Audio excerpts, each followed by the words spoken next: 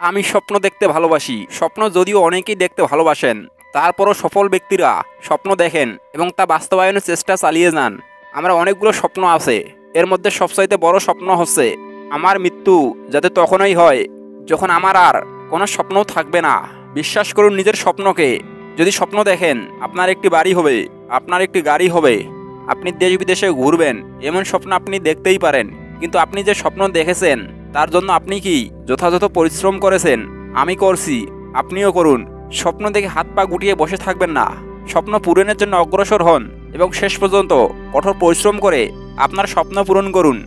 সম্মান করুন নিজের মনে পুষে রাখা স্বপ্নকে। জাগ্রত হওয়ার অনুপ্রেরণা পান সেই স্বপ্ন থেকেই। কথায় আছে পরিশ্রম সৌভাগ্যের প্রসূতি। বিষয়টা আসলেই সত্যি। কেননা পরিশ্রম করলে যে কেউ তার ফল পাবেন। শুধুমাত্র পরিশ্রমই মানুষকে তার স্বপ্ন পূরণে সাহায্য করে এবং সফল গন্তব্যে পৌঁছে দেয়।